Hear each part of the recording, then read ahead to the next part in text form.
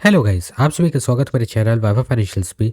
और आज हम अपने चैनल पे सीखने जा रहे हैं कि किस तरीके से आप किसी भी कंपनी के डेट को इवैल्यूएट कर सकते हो और कैसे उस कंपनी के फाइनेंशियल हेल्थ का आप ओवरव्यू ले सकते हो। हम बहुत ज़्यादा डीप में नहीं जाएंगे, लेकिन जितना हमको रिक्वायरमेंट है उतना हम एनालिसिस करके देखेंगे इस वीडियो में। और मैं आपको बताऊंगा कि क्या क्या सोर्स है जहाँ पर से आप ये एनालिसिस कर सकते हो। और ये हमारे प्लेलिस्ट का 8वां या 9वां वीडियो होने जा रहा है। तो जिसने भी हमारा फंडामेंटल एनालिसिस कोर्स का प्लेलिस्ट नहीं चेक किया उसको जाके एक बार ज़रूर चेकआउट करो। और हाँ, मेरे वॉइस में थोड़े से चेंजेस आपको लग सकता है या थोड़ा सा डिस्टर्बेंस आ सकता है, क्योंकि कुछ समय से मेरी तबीयत ठीक नहीं चल रही है, तो उसकी वजह से मैं रेगुलर वीडियोस नहीं अपडेट कर पा रहा हूँ। तो चलिए वीडियो को शुरू करते हैं। तो चलिए सबसे पहले हम देखते हैं कि इस वीडियो में हम क्या क्या टॉपिक्स को कवर करेंगे। सबसे पहले एक इंट्रोडक्शन का पार्ट होगा, उसमें हम बेसिक ओवरव्यू देखेंगे। उसके बाद फिर हम की कंपोनेंट्स को देखेंगे कि क्या क्या कंपोनेंट है जिसको हमें समझना है जब भी आप डेट का एनालिसिस कर रहे हो। तो फिर हम देखेंगे किस तरीके से आप वो सब की कंपोनेंट का एनालिसिस इफेक्टिवली कर सकते हो। ठीक है, हम लाइव डेटा देखेंगे, फाइनेंशियल स्टेटमेंट्स देखेंगे। उसके बाद फिर हम जानेंगे कि हमें क्यों डेट का इवैल्यूएशन और फाइनेंशियल हेल्थ को चेक करना चाहिए किसी भी कंपनी की। उसके बाद हम वीडियो को कंक्लूड करेंगे।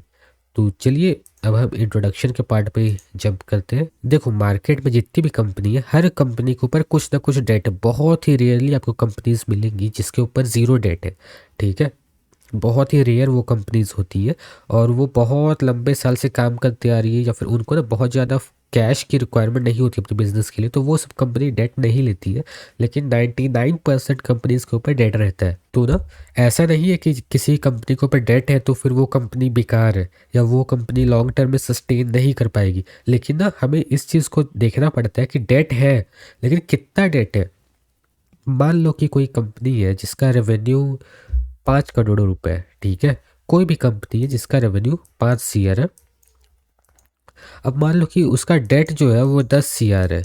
तो ये तो कॉमन सेंस की बात है कि ये कंपनी लॉन्ग टर्म में सस्टेन नहीं कर पाएगी, क्योंकि जितना इसका रेवेन्यू है, अगर रेवेन्यू में इसका ग्रोथ नहीं आता है जल्दी ही, तो डेट इसको खा जाएगा। ठीक है, इस कंपनी को डेट खा जाएगा।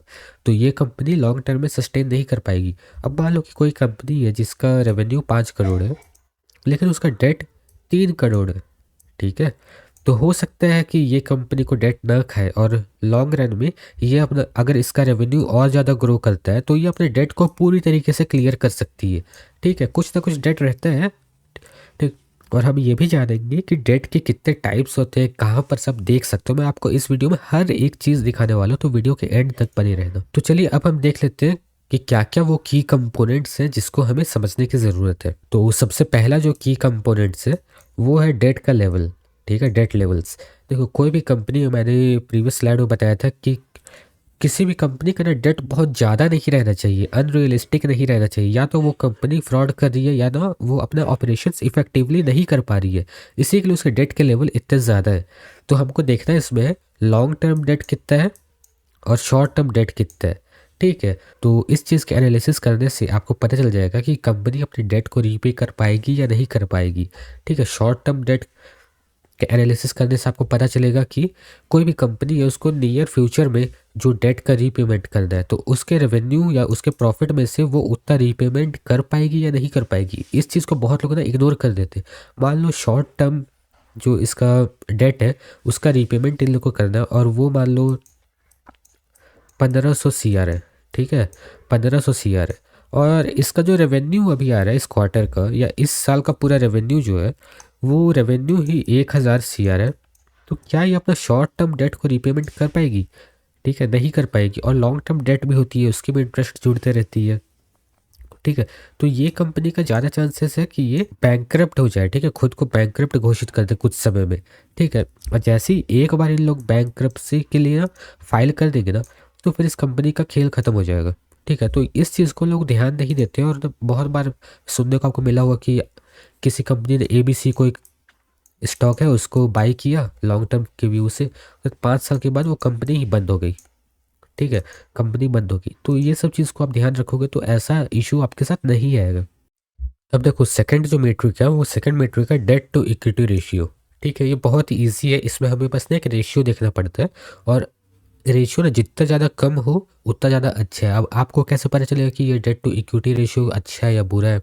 उसके के लिए ना आप ना कंपनी के पीयर्स से कंपेयर कर सकते हो, या फिर ना उस सेक्टर का जो overall debt to equity ratio चल रहा है उसको आप देख सकते हो। ठीक है, क्योंकि हर जो सेक्टर है उसमें ना डेट की अलग अलग रिक्वायरमेंट है। जैसे मान लो कि टीसीएस है, ठीक है, वो आईटी में काम करता है। आईटी का डेट टू आईटी में जो डेट की ज़रूरत होगी वो डिफरेंट होगी as compare to Tata steel. यहाँ पर ना आपको डेट टू इक्विटी रेशियो बताता क्या है, ठीक है, इसको समझ लेते हैं। डेट टू इक्विटी रेशियो बताता है, मान लो कि कोई कंपनी है ABC, ठीक, इसको ना पैसों की ज़रूरत है, तो कितना परसेंट पैसा इसका डेट से आ रहा है और कितना परसेंट पैसा इसका इक्विटी से आ रहा है।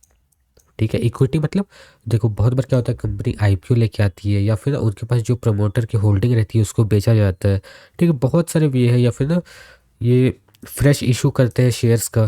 ठीक है, बहुत सारा वो आता है इक्विटी में। तो दोनों में से किसका वेटेज ज़्यादा है? ठीक है, डेट का वेटेज ना हमेशा कम रहना चाहिए एज़ कम्पेयर टू इक्विटी। ठीक है, अगर ये रेशियो बहुत ज़्यादा अगर हो रहा है ना, मतलब कि डेट कंपनी के ऊपर बढ़ते जा रहा है। ठीक है, तो ये एक खतरे की घंटी हो सकती है। फिर थर्ड पॉइंट जो है वो है इंटरेस्ट कवरेज रेशियो। ठीक है, और देखो इसको देख के ना आपको भयभीत नहीं होना है। ये आपको मनी कंट्रोल की वेबसाइट पे सारे डेटा पॉइंट्स आपको मिल जाएंगे। मैं अभी आपको 2-3 कंपनी का एनालिसिस करके दिखाऊंगा कि कहाँ पर से आप इसको खोज सकते हो। ठीक है, इंटरेस्ट कवरेज रेशियो क्या बताता है? इंटरेस्ट कवरेज रेशियो आपको बताता है ना, आपको हेल्प करता है इवेलुएट करने में कि कंपनी के ऊपर जो डेट का मीन्स वो ऑब्लिगेशन है। ठीक है, कोई भी कंपनी डेट लेती है तो उसके ऊपर इंटरेस्ट लगता है। ठीक है, तो जो इंटरेस्ट का ऑब्लिगेशन है वो उसको फुलफिल कर पाएगा या नहीं कर पाएगा। ठीक है, कोई कंपनी अगर 10 करोड़ का लोन लेती है, ठीक, इसके ऊपर मान लो कि उनको इंटरेस्ट लगता है 10%। ठीक है, तो क्या वो कंपनी इस 10% के साथ जो इसकी इस महीने की साल की जो भी इसकी ईएमआई बनती होगी, जो भी इन लोग को रीपेमेंट करना होता होगा या क्वार्टरली के हिसाब से, तो क्या ये उसको वो रीपेमेंट कर पाएगा? ठीक है, ये चीज़ हमें पता चलता है इंटरेस्ट कवरेज रेशियो से। देखो इंटरेस्ट कवरेज रेशियो ना जितना ज़्यादा होगा उतना ज़्यादा बेटर है, जितना कम होगा उतना बेकार है। क्योंकि ना इंटरेस्ट कवरेज रेशियो अगर ज़्यादा है इसका मतलब कि कंपनी ना जो भी उनका ऑब्लिगेशन है इंटरेस्ट को लेकर, ठीक है, जो उनका डेट का इंटरेस्ट को लेकर ऑब्लिगेशन है उसको बहुत अच्छे से फुलफिल कर पा रहा है। ठीक है, अब चलो मनी कंट्रोल की वेबसाइट में जाने से पहले एक और स्लाइड को हम समझ लेते हैं, how to do analysis effectively. ठीक है, जैसे 3 की पॉइंट्स तो आपको मिल गए, लेकिन उसका एनालिसिस आप किस तरीके से कर सकते हो? देखो सबसे पहले फाइनेंशियल स्टेटमेंट्स को पढ़ना। ठीक है, बहुत लोग नहीं पढ़ते हैं फाइनेंशियल स्टेटमेंट्स को, यूट्यूब पे वीडियो देखते हैं या फिर कोई शॉर्ट्स में किसी ने रिकमेंड कर दिया उसको आंख बंद करके बाई कर लेते हैं। ठीक है, हाँ, उससे आपको बिजनेस मॉडल कंपनी का समझ में ज़रूर आ जाता है, लेकिन उसका फाइनेंशियल क्या कह रहा है, क्या वो अपने फाइनेंशियल में उस चीज़ को रेप्लिकेट कर पा रहे हैं? ठीक है, तो वो चीज़ आपको पता नहीं चल पाती उससे। तो इसके लिए आपको फाइनेंशियल स्टेटमेंट्स रेगुलर पढ़ते रहना चाहिए। किसी भी कंपनी का क्वार्टरली आप पढ़ो या फिर हाफ ईयरली या ईयरली। ठीक है, देखो इसमें आपको क्या क्या चीज़ पढ़ना है। देखो आपको बैलेंस शीट पढ़ने आना चाहिए अच्छे से। ठीक है, इनकम स्टेटमेंट्स पढ़ने आने चाहिए, कैश फ्लो स्टेटमेंट्स पढ़ने आने चाहिए। ठीक है, फिर देखो स्पेशल अटेंशन आपको देना चाहिए डेट रिलेटेड आइटम्स जो रहते हैं। तो देखो जितने भी है ना, बैलेंस शीट मैंने समझा दिया इस प्लेलिस्ट में, इनकम स्टेटमेंट भी मैंने समझा दिया, कैश फ्लो स्टेटमेंट भी मैंने समझा दिया है। तो प्रीवियस वीडियो को जाकर ज़रूर चेकआउट करना। प्लेलिस्ट में जाना तो वहाँ पर ना फंडामेंटल एनालिसिस कोर्स के नाम से एक प्लेलिस्ट बना हुआ होगा, उसमें जाके आपको सारी वीडियोस सीक्वेंस वाइज मिल जाएगी। फिर देखो सेकंड पॉइंट क्या है, एनालाइज डेट मैच्योरिटी। कोई भी कंपनी कोई भी डेट लेती है, ठीक है, उसका मैच्योरिटी कब आने वाला है, अगर वो डेट आपको पता चल जाए, कहीं पर से भी ऑनलाइन बहुत बार मिल जाती है, या फिर ना जो उसका रीपेमेंट का डेट है उसका एक एक्सपेक्टेड आपको ईयर भी अगर पता चल जाए ना, या फिर कुछ क्वार्टर पता चल जाए, अगर वो डेटा आप निकाल सकते हो तो आपको पता चल जाएगा कि कंपनी की रेवेन्यू उस सेशन में कितनी आई है, उस क्वार्टर में कितनी आई है, और उसको डेट उसमें से कितना देना पड़ेगा। तो वही चीज़ ना आपको शेयर प्राइस पे वो दिखेगी। ठीक है, और उस कंपनी को डेट रिपेमेंट करना है उसमें से 8 CR।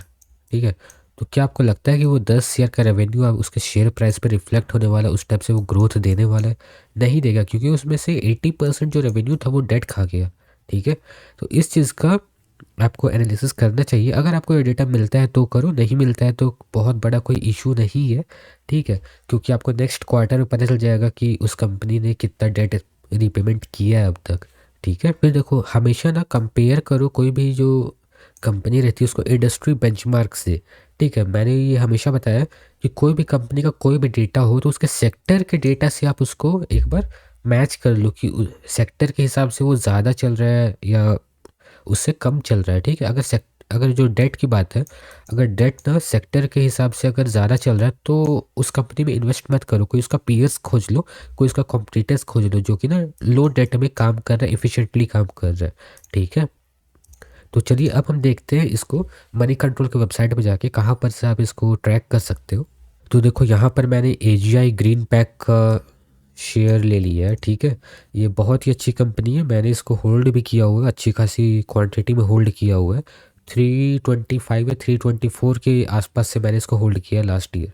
ठीक है, तो इसको आप ट्रैक कर सकते हो। और ये कोई बाई रिकमेंडेशन नहीं है ना सेल रिकमेंडेशन है। ठीक है, आप अपना एनालिसिस करो, उसके बाद फिर आप अपना बाई और सेल का डिसीजन बनाओ। मैं सिर्फ इसको ना एजुकेशनल पर्पज़ के लिए आपको दिखा रहा हूँ, डेमो दिखा रहा हूँ एजीआई ग्रीन पैक के डेटा पे। तो देखो आपको मनी कंट्रोल की वेबसाइट पे आ जाना है, सर्च कर लेना है एजीआई ग्रीन पैक या कोई भी कंपनी आपको सर्च कर लेना है। फिर देखो नीचे में ना फाइनेंशियल्स आपको दिया रहता है, तो इसके ऊपर बस आपको क्लिक कर देना है। ठीक है, तो यहाँ पर से देखो बेसिक आपको दिख जाता है, यहाँ पर से आप ना बैलेंस शीट निकाल सकते हो, प्रॉफिट लॉस स्टेटमेंट निकाल सकते हो, सभी चीज़। तो सबसे पहले आपको ना कंपनी के बैलेंस शीट पे आ जाना है। ठीक है, तो बैलेंस शीट कहाँ से आप लेके आओगे, यहाँ पर से ना आपको क्लिक करना बैलेंस शीट पे और इस तरीके से एक टैब ओपन हो जाएगा और सेम टू सेम आपको ऐसा पेज देखने वाला है। तो यहाँ पर आप देख सकते हो इक्विटी एंड लायबिलिटीज़। ठीक है, लायबिलिटीज़ का मतलब डेट होता है। ठीक है, तो यहाँ पर देख सकते हो इस कंपनी का रिजर्व्स एंड सरप्लस, मतलब कि ना इसने कितना पैसा साइड में बचा के रखा हुआ है जो कभी इमरजेंसी में काम आ सकता है। तो वो 1600 CR के आसपास है लगभग। ठीक है, उसके बाद फिर आप यहाँ पर देख सकते हो जो लॉन्ग टर्म इसका डेट है ना वो आपको किसी भी कंपनी का नॉन करेंट लाइबिलिटीज़ में दिखेगा। ठीक है, लॉन्ग टर्म बोरोइंग देखो कितना है, 550 करोड़ के आसपास है और ये घटते आ रहा है। ठीक है, अगर इसको आप ट्रैक करोगे कब के डेटा से, 2019 के डेटा से, 2019 में देखो 750 CR था, उसके बाद फिर थोड़ा सा कम हुआ, फिर और कम हुआ, फिर 2022 में थोड़ा सा इसका डेट बढ़ा है। लेकिन देखो कितना एफिशिएंटली इसने ना डेट का रीपेमेंट किया है। ठीक है, कितना जल्दी इसने अपने लॉन्ग टर्म बोरिंग को कम किया है। फिर देखो टैक्स लाइबिलिटीज़ जो थी इसकी, ठीक है, वो भी लगभग लगभग एक जैसे ही चल रही है। फिर देखो इस टोटल अगर इसका आप लाइबिलिटीज़ देखोगे नॉन करंट लाइबिलिटीज़, तो देखो 1000 CR से इसने 824 CR पे लेके आया है। ठीक है, तो अच्छी खासी बात है ये कि अपना लाइबिलिटीज़ को कम कर रहा है लॉन्ग टर्म बोरिंग को। फिर देखो जो शॉर्ट टर्म बोरिंग होती है वो आपको करंट लाइबिलिटीज़ में देखने को मिलती है बैलेंस शीट में। तो देखो यहाँ पर आपको टोटल करंट लाइबिलिटीज़ में चले आना है। ठीक है, यहाँ पर आप देख सकते हो 1000 CR से इसने 688 CR पे लेके आया ये, तो इसकी लाइबिलिटीज़ रेगुलर कम होते जा रही है। 2022 में किसी वजह से इसकी लाइबिलिटीज़ बढ़ी थी लेकिन उसको इसने कंट्रोल करके रखा हुआ है। ठीक है, तो लाइबिलिटीज़ का बहुत ज़्यादा इसमें कुछ इशू नहीं है क्योंकि देखो एसेट्स भी इसके पास अच्छी खासी, और किस तरीके से एसेट्स को पढ़ना है नहीं पढ़ना क्या चीज़ है वो मैंने प्रीवियस वीडियो में बताया हुआ है। तो देखो यहाँ पर आपको प्रॉफिटेबिलिटी रेशियो के अंदर डेट टू इक्विटी रेशियो आपको देखने को मिलता है। तो इसको भी आप देख सकते हो बहुत ही एफिशिएंटली ये अपने रेशियो को कम करते जा रही है, मतलब कि डेट के थ्रू जो इसकी लाइबिलिटी आ रही है या जो ये फंड रेज कर रहा है डेट के थ्रू, वो इसका कम होते जा रहा है समय के साथ। ठीक है, 2019 में 0.76 था, अभी 0.46 है। तो आप इसके ना पीयर से इसको कंपेयर कर सकते हो, दूसरे कंपनी से आप कंपेयर कर सकते हो जो इसी सेक्टर में काम कर रही है। ठीक है, उसके बाद फिर आप अंदाज़ा लगा सकते हो उसमें कैसा डेट टू इक्विटी रेशियो चल रहा है और इसमें कैसा डेट टू इक्विटी रेशियो है। फिर चलिए अब हम देख लेते हैं इंटरेस्ट कवरेज रेशियो। तो इंटरेस्ट कवरेज रेशियो देखो यहाँ पर आपको देखने को मिल रहा है ये ग्रो कर रही है टाइम के साथ और बहुत ज़्यादा एक्सपोनेंशियली इसमें ग्रोथ आ रहा है, मतलब कि बहुत अच्छी बात है। जो भी इंटरेस्ट इसको पे करना है, मैंने इंटरेस्ट कवरेज रेशियो के टॉपिक में बताया था, इंटरेस्ट कवरेज रेशियो जितना ज़्यादा हाई रहे उतना ज़्यादा अच्छा है। ठीक है, क्योंकि उतना ज़्यादा कंपनी इंटरेस्ट को रीपेमेंट करने में सक्षम है। तो एजीआई ग्रीन पैक की अगर आप डेट को इवेलुएट करते हो और फाइनेंशियल हेल्थ देखते हो तो ये अच्छी मानी जाती है। ठीक है, इस फील्ड में। ठीक है, डेट और फाइनेंशियल हेल्थ के मामले में अच्छी है। बाकी फाइनेंशियल्स कैसे हैं वो आप ना प्रीवियस वीडियो देखो, फिर एनालाइज करो, फिर अपना बाइंग डिसीजन बना सकते हो। फिर चलो देख लेते हैं कि हमें डेट और फाइनेंशियल हेल्थ को क्यों इवेल्युएट और रेगुलर करना चाहिए। सबसे पहले रिस्क असेसमेंट। ठीक है, आपको पता चलता रहता है कि कोई भी कंपनी अच्छा काम कर रही है, उसकी फाइनेंशियल कैसी है, डेट लेवल कैसी है, कहीं उसकी फाइनेंशियल बिगड़ते तो नहीं जा रही है। ठीक, अगर बिगड़ते जा रही है तो उस कंपनी से आप आउट हो जाओ। ठीक है, उस कंपनी का जो भी शेयर है उसको आप बेच सकते हो, प्रॉफिट बुकिंग कर सकते हो अगर प्रॉफिट में हो तो।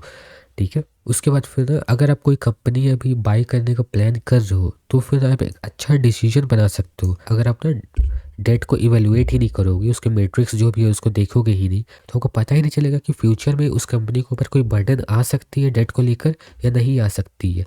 ठीक है, तो ये आपके ना डिसीजन मेकिंग में भी हेल्प आउट करता है। फिर देखो थर्ड और जो सबसे ज़रूरी पॉइंट होता है कि कोई भी कंपनी को आप होल्ड करते हो लॉन्ग टर्म के व्यू से, तो वो लॉन्ग टर्म में सस्टेन कर सकता है या नहीं कर सकता है। देखो लॉन्ग टर्म में सस्टेन करने के लिए दो तीन चीज़ों की आवश्यकता होती है।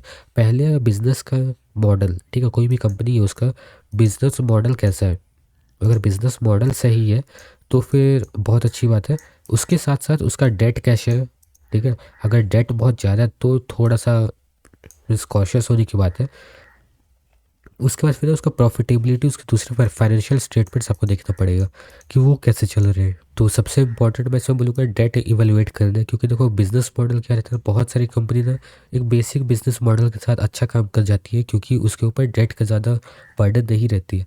लेकिन बहुत सारी कंपनी है जिन लोग ना हाई डेट की वजह से डूब जाते हैं। उसका बिजनेस मॉडल बहुत अच्छा हो जाए लेकिन डेट बहुत ज़्यादा हो गया तो उसकी वजह से वो बैंकक्रप्ट हो जाते हैं लॉन्ग रन में। तो यहाँ पर हमारा वीडियो ख़त्म होता है और आपको समझ में आ गया होगा कि हमें क्यों कभी भी फंडामेंटल एनालिसिस करते वक्त डेट को क्यों हमें नज़रअंदाज नहीं करनी चाहिए, जो मैक्सिमम लोग कर जाते हैं। ठीक है, और सिंपल डेट आपको उसमें ना, और डेट को रीड करने में बहुत ज़्यादा कुछ टेंशन लेने की बात नहीं है, बहुत ज़्यादा कुछ कॉम्प्लिकेटेड चीज़ नहीं है, बहुत ही ईजी चीज़ है। मैंने अभी आपको दिखाया एजाई ग्रीन पैक कर करके। उसी तरीके से अपना कोई भी कंपनी का नाम लिख सकते हो। मैं आने वाले टाइम पे बहुत सारी कंपनीज का फंडामेंटल एनालिसिस करके यहाँ पर इस चैनल पे आपको देने वाला हूँ। ठीक है, तो आप ना अपने मनपसंद कंपनी का नाम लिख सकते हो कमेंट सेक्शन में इस वीडियो के नीचे, या इस प्लेलिस्ट के किसी भी वीडियो के नीचे आप लिख दो, मैं उसको ना लिखते जाऊँगा। और जैसे ही मेरा प्लेलिस्ट खत्म होता है तो मैं उस कंपनी के ऊपर एक डिटेल्ड वीडियो लेके आऊँगा। ठीक है, वीक में एक वीडियो में लेके आऊँगा किसी भी कंपनी के ऊपर एक डिटेल्ड वीडियो। ठीक है, तो आशा करता हूँ आपको ये वीडियो पसंद आया होगा। अगर आपको ये वीडियो पसंद आए तो प्लीज़ वीडियो को लाइक करें, चैनल को सब्सक्राइब करें, कंटेंट जितना हो सके उतना ज़्यादा शेयर करें। और मेरी आवाज़ के लिए थोड़ी सी मैं माफ़ी मांगता हूँ क्योंकि मेरी तबीयत अभी सही नहीं चल रहा है, उसकी वजह से तो हो सकता है कि आवाज़ थोड़ी सी ऊपर नीचे हो। ठीक है, तो अच्छे से ट्रेड करते रहो, अपना ख्याल रखो, गुड बाय।